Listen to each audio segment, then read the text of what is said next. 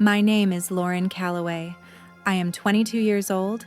I grew up in Columbus, Ohio, and I am the daughter my father always said would never amount to anything. The morning of my college graduation, my father looked across the breakfast table, set down his coffee cup, and said it again. "You will never graduate." The same 4 words he had been repeating to me for 4 straight years, delivered the same way every time, flat and certain, like he was reading a fact off a page. I was 22 years old.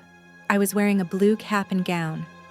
I was holding a ceramic mug my grandmother had mailed from Phoenix 2 weeks earlier, with the words "She made it" painted in gold on the side. My father did not buy me that mug. He did not pay $1 single of my tuition, not one application fee, not one textbook, not one tank of gas for the 4-hour drive back to Columbus when my car broke down junior year. What he did was spend 4 years telling anyone who would listen that I was the daughter who would eventually quit and prove him right. I had heard his prediction so many times it had stopped landing. It was just noise by then, the same way you stop hearing a clock ticking in a room you live in every day. But that morning, I was not sitting at that table thinking about his words. I was thinking about a sealed envelope sitting in Dean Patricia Holloway's office on the Ohio State campus, and exactly what it was about to do to my father in front of every single person he had spent his whole career trying to impress.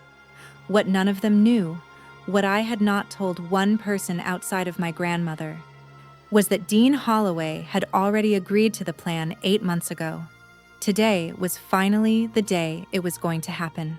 Growing up in Columbus, Ohio, our family operated on an unspoken hierarchy that nobody ever named out loud, but that every single one of us understood and followed without question. My brother Marcus was 2 years older than me. He was tall, confident, and the version of a child my father wanted to be seen producing. My father introduced Marcus to colleagues, neighbors, and anyone standing nearby at a backyard cookout the same way, with his hand on Marcus's shoulder and a pride in his voice he never once used for me. Marcus was the plan. Marcus was the point. I was the other one. When my father described me to people, and he did describe me, the words he reached for most often were too emotional, too average, and honestly, not worth the financial investment. I heard that last phrase when I was 16, standing in the hallway outside my father's home office. He was on the phone. He did not know I was there. My mother, Carol, knew exactly how he spoke about me. She had heard every version of it for years. She never pushed back on him. Not once in 23 years of marriage, not in any way that left a mark. What Carol was skilled at was redirection. She changed subjects. She refreshed drinks. She made sure family dinners stayed calm enough that my father felt respected and completely undisputed at the head of his own table. My father, Ronald, was a regional sales director based out of the Cincinnati office of a mid-size manufacturing company. He was good at his job. He was organized, persuasive, and understood exactly how to frame a narrative so that his version of events became the one people remembered. He brought all of that home with him. He never raised a hand. He never needed to. What he did was make absolutely certain that each of us understood at all times precisely where we ranked in his private estimation of our worth. I want you to understand the full weight of what I was working against before I tell you what was inside that envelope. The first time my father said it plainly, I was 15 years old, sitting at the kitchen table on a Thursday afternoon with my sophomore report card laid flat in front of me. I had a 3.4 GPA that semester, 4 months of early mornings, late nights, and a biology midterm I had rewritten my notes for 3 times before I felt ready. I had carried that card home from Jefferson High with something close to pride sitting in my chest, which I now understand was a mistake I would not make again for a long time. My father picked up the card. He looked at it for approximately 3 seconds. Then he set it back down on the table and said, "Marcus pulled a 3.9 last quarter." Then he walked out of the kitchen. No argument, no scene, no raised voice, just that one sentence and then the sound of his footsteps moving down the hallway. That was the pattern. And once I recognized it, I started seeing it everywhere. It was never explosive. It was always precise. The quiet removal of any credit I had earned, replaced immediately with a reminder of where Marcus had already set the bar. In the spring of 2014, I won the Departmental English Award at Jefferson High. It was not a small thing. My teacher, Mrs. Okafor, nominated me herself based on a personal essay I had written about my grandmother. There was a small ceremony in the school library on a Wednesday evening. Families were invited. My father did not come. He told my mother he had a client call that could not be moved. I accepted that. Client calls happened. I walked up and received the certificate and smiled for a photograph that my mother took on her phone from the third row. What I did not find out until 2 weeks later was what Marcus told me quietly in the kitchen one morning before school. Our father had not been on a client call.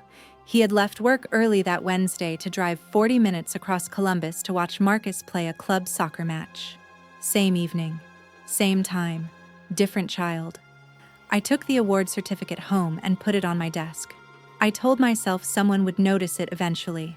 I kept it there for 3 full years, through the rest of high school, visible and waiting. Nobody ever mentioned it, not my father, not my mother, not once. That silence was the first thing I began recording in any serious way, even before I fully understood why documentation mattered, and long before I could have told you what I was eventually going to do with any of it. By the time I reached senior year of high school, my father had already told at least 3 colleagues at his Cincinnati office that he did not expect me to survive freshman orientation at any college I might manage to get into. I know this not because I was guessing, and not because someone in my family told me. I know it because a man named Douglas, one of my father's regional co-workers, pulled me aside at the company's annual summer picnic and told me directly. He had a paper plate in one hand and a look of genuine, uncomfortable pity on his face. He said he just wanted me to know that he personally believed in me, and that not everyone at the office shared Ronald's opinion.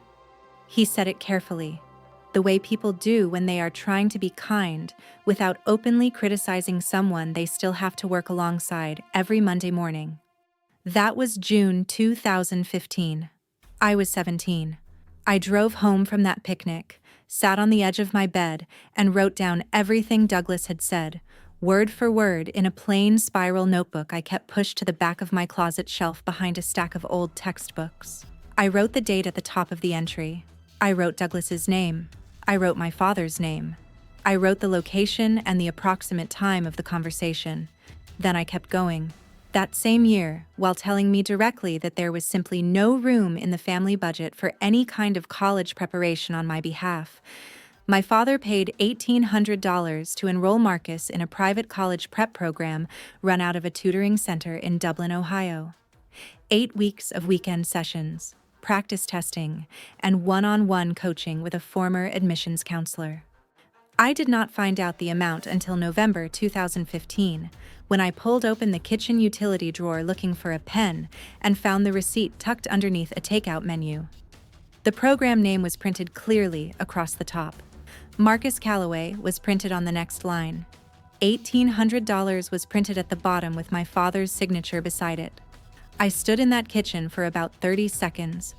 Then I took my phone out of my pocket and photographed the receipt where it lay in the drawer without moving it. I put the drawer back exactly as I had found it and walked to my room. That image went directly into a cloud storage folder I had set up the previous summer. It stayed there. I kept logging.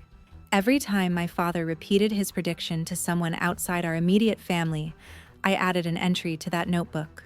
Dates, names, locations, exact phrasing where I could remember it. A neighbor at a block party in August 2016, a relative at Thanksgiving that same year, a former colleague my father ran into at a restaurant in February 2017 while I happened to be standing close enough to hear.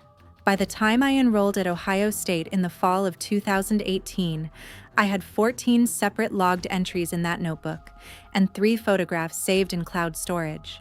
I still had not decided what I was going to do with any of it, or whether I was going to do anything at all. but I had stopped throwing things away, and I think somewhere underneath everything else I already understood, that was not an accident. Once I arrived at Ohio State in the fall of 2018, the financial gap between how my father treated Marcus and how he treated me stopped being something I could rationalize or minimize. It was just a number. Actually, it was several numbers, and they did not balance in any direction I could make work in my father's favor. When Marcus enrolled in a private business school in Columbus in 2014, my father wrote him a check for $10,000 to cover his first year. I know the amount because Marcus told me himself, casually, the way you mention something when it has never occurred to you that the person you are talking to might find it painful. He was not trying to hurt me. He just lived in a version of our family where that kind of thing was normal and expected and not worth lowering your voice over. I received nothing from my father when I enrolled, not $10,000, not $1,000, not a single conversation about how I was going to manage the cost of 4 years at a state university while working and keeping my grades high enough to hold on to any aid I had earned. I funded my degree myself. I worked 3 part-time jobs across my 4 years at Ohio State, including 2 years behind the counter at a campus print shop and 1 year doing data entry for a university administrative office on Tuesday and Thursday evenings. I received 2 federal grants based on financial need. I applied for and won a merit scholarship through the communications department at the end of my sophomore year, a scholarship I had researched, applied for, and submitted entirely on my own without mentioning it to anyone in my family. I found out I had won it through an email I read alone in my apartment at 11 o'clock on a Wednesday night. I sat there for a long time before I told anyone. My grandmother Dolores was the only person in my family who made any financial gesture toward my education, and she did it on a fixed retirement income from Phoenix, Arizona, where she lived alone in a small house she had owned since 1987. Every semester, without fail, a personal check for $200 arrived in my campus mailbox inside a card envelope, 6 checks across 3 years. $1,200 total, which I want to be clear was not a small amount for a woman living on what she had. Every single check came with a handwritten note on a piece of her personal stationery, cream-colored with a small floral border at the top. She wrote things like, "I know exactly what you are building and I am so proud of how you are doing it." She wrote things like, "You have always been the one who does the quiet, hard work and I see every bit of it." I kept every one of those notes flat inside a plastic sleeve I stored in the top drawer of my desk, underneath my lease agreement and my scholarship letter. My father never called to ask how I was paying for any of it. Not during orientation week when I was juggling a work schedule and a class schedule and a financial aid portal that kept freezing. Not during sophomore year when I picked up a third job to cover a gap in my housing costs. Not during junior year when my car needed a repair, I had to put on a credit card and pay off over 4 months. Not once in 4 years did he ask about my major, which was communications.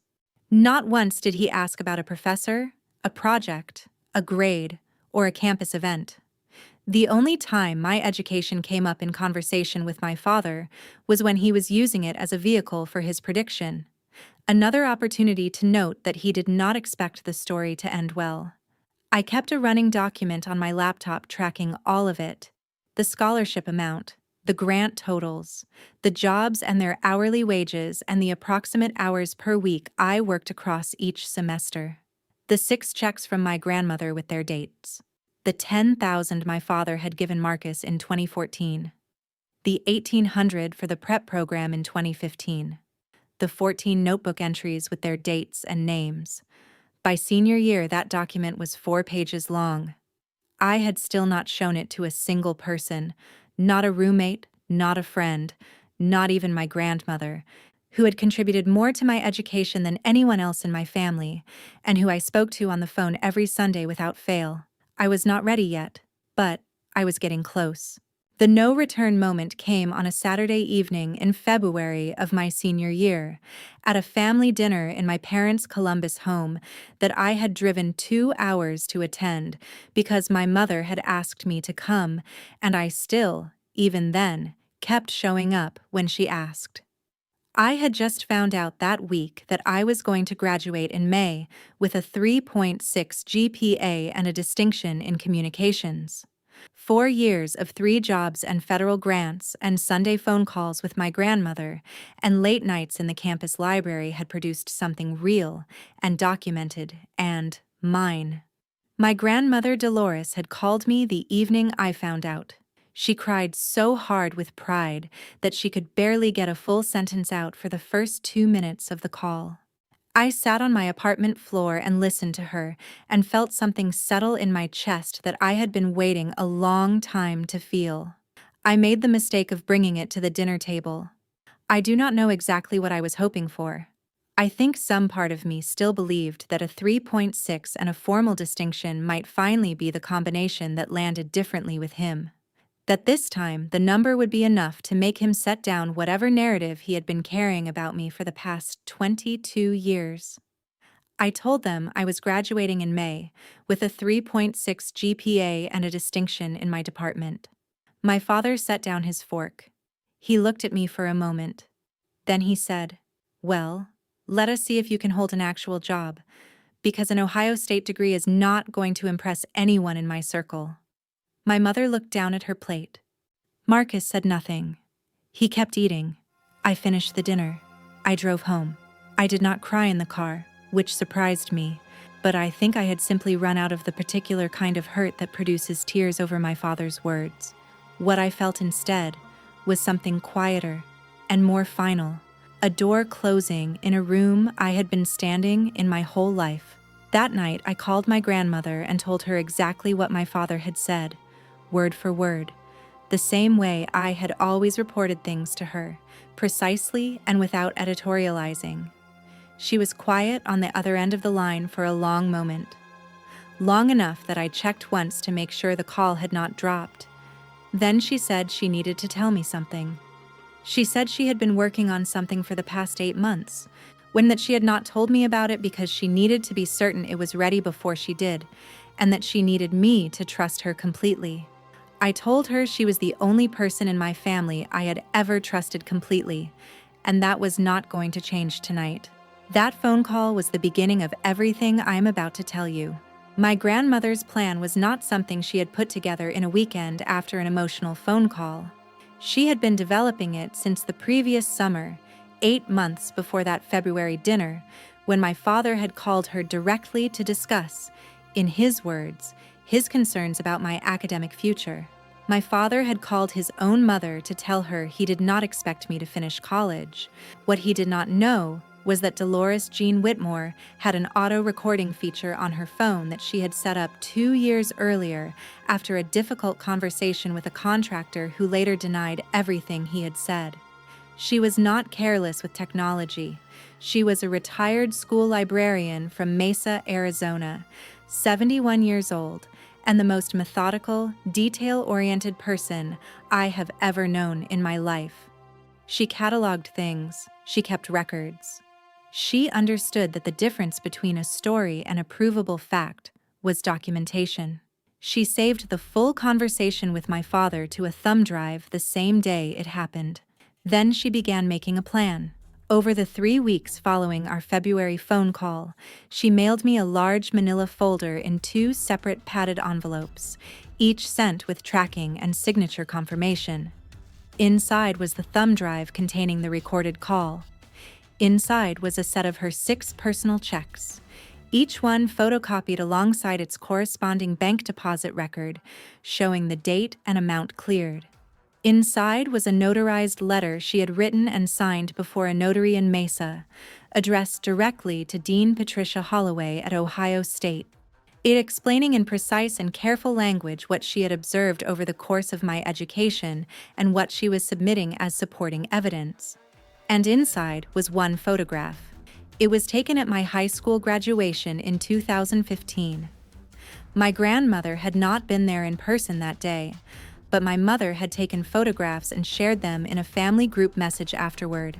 My grandmother had saved one of them. In it, I am mid-stride across the graduation stage, arm extended to receive my diploma, looking forward. My father is visible in the family seating section. He is looking down at his phone. My grandmother wrote on the back of the printed photograph, in her careful librarian's handwriting, "This one will explain itself." She was right. I spread everything across my apartment floor and looked at it for a long time. Then I opened my laptop, printed my 4-year financial document, retrieved the receipt photograph from cloud storage, and pulled my spiral notebook from the back of my closet shelf.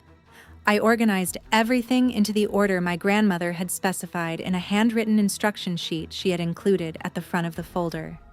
Then I packaged the full packet and mailed it to Dean Patricia Holloway's office at Ohio State, exactly as my grandmother had instructed, with tracking confirmation and a copy retained for my own records.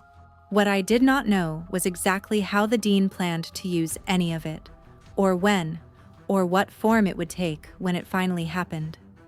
My grandmother had told me to trust the process and let Dean Holloway control the timing completely. So I went back to finishing my senior year, and I waited. My father did not ask whether I wanted him at my graduation. That was never a conversation he felt was necessary. He called my mother sometime in early April, told her to book 2 nights at a hotel in Columbus near the Ohio State campus for May 10th, and considered the matter settled. I found out through my mother, who texted me to say, "Your father and I will be there," which was the same way I found out about most of my father's decisions that involved me. My grandmother flew in from Phoenix 2 days before the ceremony. It was the first time she had been to Ohio in 4 years, and when I picked her up from John Glenn Airport on a Thursday afternoon and saw her walking through the arrivals door pulling a small rolling suitcase, I had to stand still for a moment before I walked toward her. She looked exactly like herself. Composed, neat, moving with the kind of quiet purpose that had always made me feel like things were going to be all right. We had agreed weeks earlier, by phone, that I would not ask Dean Holloway for updates or try to find out what form the delivery would take. My grandmother was firm on that point. She said the dean needed full control of the timing and the presentation, and that my only job between now and the moment it happened was to walk across that stage and receive what I had earned. The night before the ceremony, my parents took my grandmother and me to dinner at a restaurant in downtown Columbus. It was a pleasant enough room, white tablecloths, good lighting, the kind of place my father chose when he wanted the setting to reflect well on him. He spent approximately 40 minutes of that dinner discussing Marcus's recent promotion at his financial consulting firm in Cincinnati, the title change, the expanded territory, the new compensation structure. He spoke about it with the full attention and specific detail he reserved for things he considered genuinely important. He mentioned me once. Toward the end of the meal, while the dessert menus were being passed around, he looked in my general direction and said he was glad I had not dropped out before finishing. That was it. That was the whole sentence. My grandmother was sitting directly across the table from me. When my father said it, she did not react, did not look at him, did not shift in her chair. She looked at me, and she gave me one small, deliberate nod, the kind that carries an entire conversation inside it. I nodded back and picked up my water glass. The following morning, 412 graduates were assembled in rows inside the Schottenstein Center, organized alphabetically and dressed identically in caps and gowns, indistinguishable from the outside in almost every way. I was in row G. My family was somewhere in the seated sections behind the floor, my father among them, surrounded by other parents who had driven in from across Ohio to watch their children receive what 4 years of work had produced. I knew Dean Patricia Holloway was going to say something beyond my name when I reached that podium. She had the packet. She had my grandmother's letter. She had agreed to the plan. What I did not know, sitting in row G with my hands folded in my lap and 411 other graduates around me, I was exactly what she was going to say, or how she was going to say it. That part I was about to find out along with everyone else in the room. When Dean Patricia Holloway called my name, something shifted in the room before I even stood up. She had read the previous names with the same steady rhythm the ceremony had maintained for the past 40 minutes. Name, pause, applause, next name. It was a reliable pattern, and the room had settled into it the way audiences do, comfortable and only partially attentive. But when she said my name, she stopped. She did not reach for the diploma immediately. She looked out at the auditorium and said she wanted to take a moment to acknowledge a graduate whose path to this stage had required something well beyond academic effort alone. The room went quiet in that particular way. Large rooms do when several hundred people make the same unconscious decision to pay attention. She said that several months earlier, her office had received a materials packet pertaining to this graduate, submitted by a family member and subsequently reviewed by the University Recognition Committee over a period of 6 weeks. She said the committee did not take the Chancellor's Perseverance Award lightly. It was given once per year to a single graduate in recognition of achievement accomplished in the face of documented and sustained obstacles. Then, she said my name again. I stood up from row G and walked toward the stage. I was not shaking. I want to be clear about that because I have asked myself since whether I was, and I was not. I was completely calm in a way I did not entirely understand until later, when I recognized it as the feeling of something arriving that you have been quietly carrying toward you for a very long time. My father was sitting in row 12 of the family section, 4 rows behind my grandmother. Dean Holloway was holding the envelope as I climbed the stage steps. It was a standard university envelope, cream-colored with the Ohio State seal embossed on the front flap. She held it up slightly as I approached the podium, visible to the room, and then she placed it in my hands with both of hers. She leaned forward and said something quietly, close enough that only I could hear it. She said, "Your grandmother loves you very much." I held the envelope against my chest and turned to face the auditorium. My grandmother Dolores was on her feet in the family section. She was crying openly, not trying to contain it, both hands pressed together in front of her face. 71 years old and on her feet before anyone else in that entire section had fully processed what was happening. My father was not on his feet. He was sitting completely still in row 12 with his hands on his knees and an expression on his face that I had never seen there before in 22 years. The practiced confidence he carried into every room he had ever entered, the certainty he had worn like a second jacket for as long as I had known him, was simply gone. His face was drained of it entirely. What was left underneath looked unfamiliar and smaller than I expected. The applause in the room was building.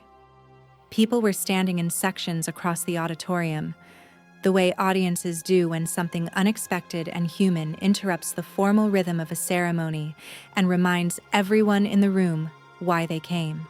Just I walked back down the steps holding the envelope.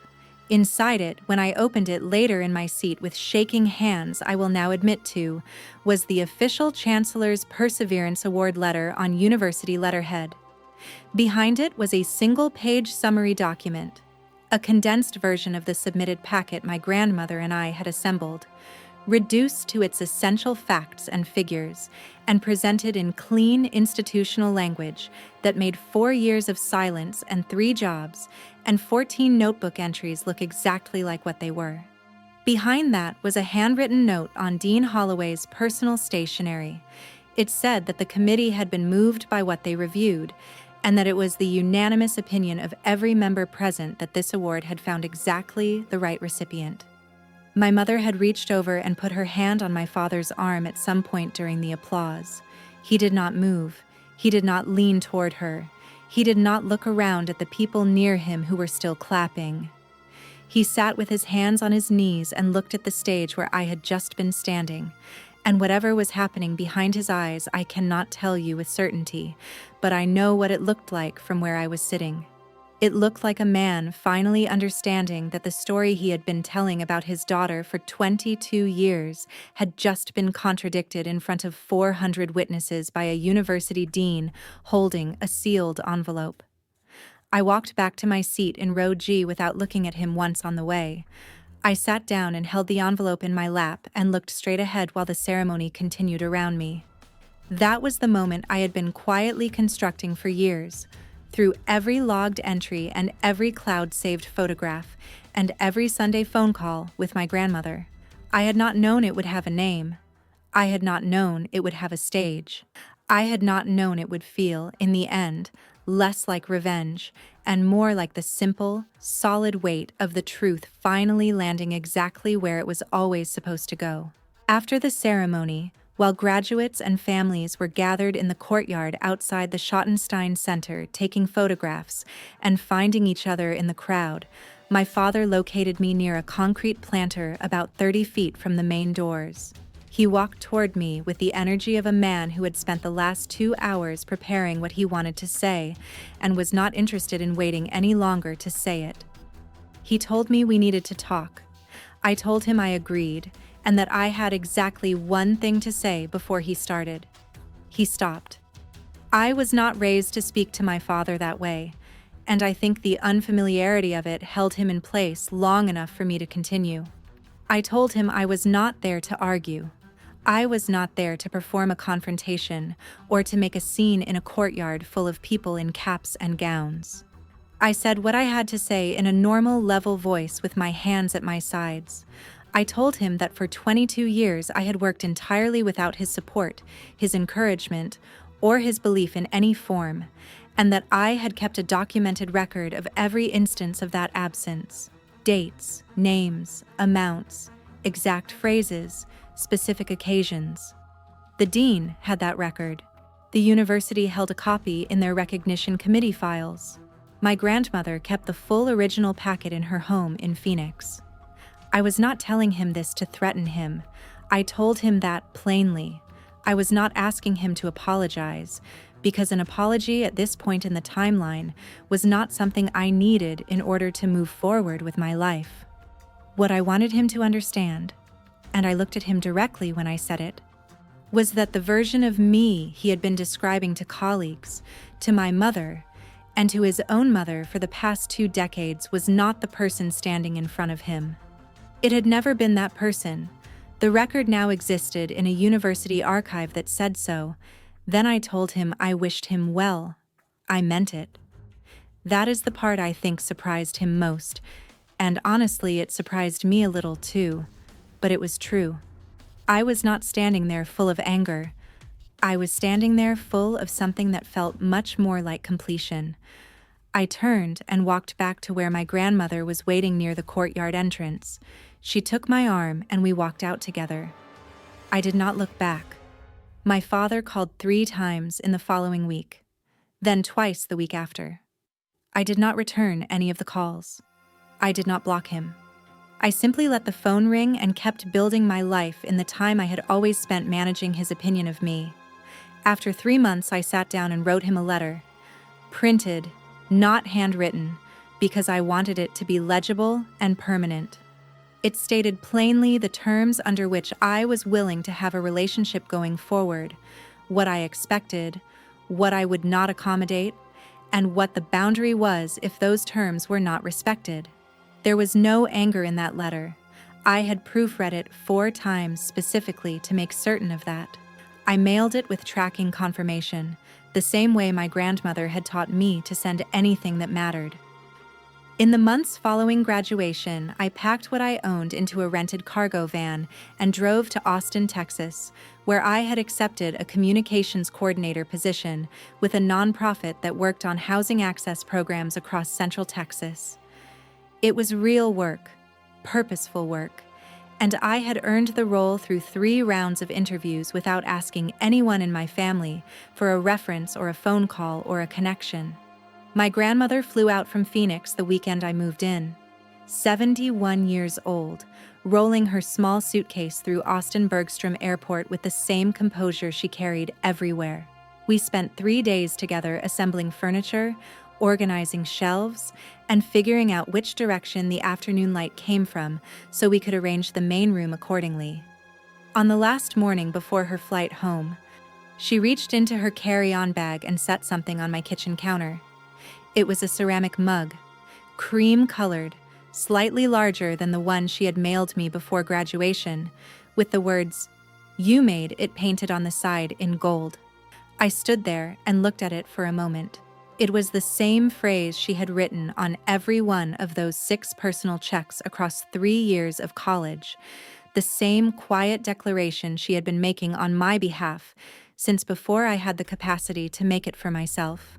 I carried the mug to the windowsill above the kitchen sink, set it in the light, and felt something close in a way that is difficult to put into words, without it sounding smaller than it actually was. It did not sound small. It sounded like something finishing exactly the way it was always supposed to finish. Marcus texted about 6 weeks after graduation. No preamble, just a short message asking if I was doing okay. I appreciated that he asked. I told him I was more than okay, and I meant it without qualification. My mother mailed a card to my Austin address, which meant she had asked someone for it, which meant she had made a small effort she did not have to make. The card said she was proud of me. I read it twice, put it on my desk, and left it there. I kept it because it was real, even if it arrived later than it should have, and in an envelope instead of a phone call. My father did not respond to my letter directly. A few weeks after I sent it, a cousin called to let me know my father had received it and that he understood the terms. That was the entirety of the response. I sat with that for an evening, and then I decided it was enough for now. Not everything, not what a different version of this story might have given me, but enough to move forward without leaving a door completely unhinged. I was not standing at any window in my Austin apartment waiting for something more from him. I had a job I cared about, a kitchen windowsill with a gold-lettered mug catching the afternoon light, and a grandmother in Phoenix who had taught me, without ever using the word documentation, that the truth is most powerful when it is patient and when it is kept. If you have grown up in a house where the person who was supposed to be your first believer was instead the loudest voice telling you that you would not make it, I want you to hear this clearly. That prediction was never actually about you. But it was never an accurate assessment of your potential or your capacity or your future. It was about them, and about what your success would cost them, and about what it would require them to admit if you proved them wrong. I did not go to that graduation ceremony for revenge.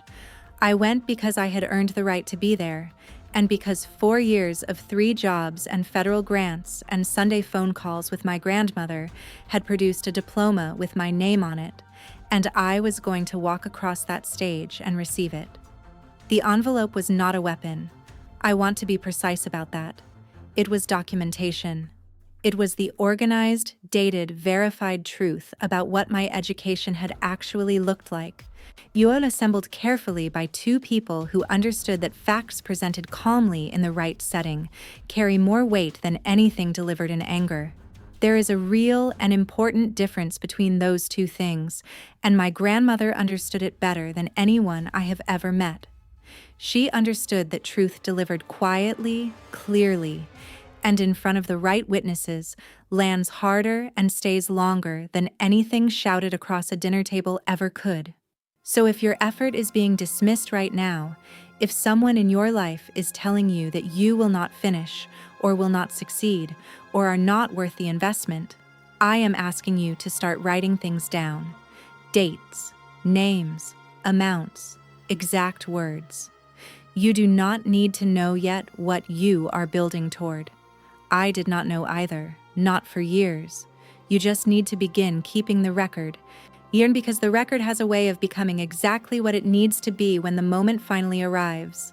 If this story reached something real in you, if it touched something you have been carrying quietly for a long time, pass it to one person who needs to hear it.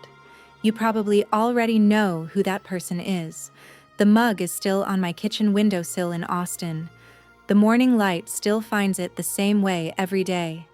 And every morning it still says exactly what my grandmother always knew it would say, what she knew about me before I had the evidence to believe it about myself. She made it. I hope you enjoy this video. Please like, subscribe, and share. Thanks for watching. We will see you in the next video. Until then, take care and goodbye.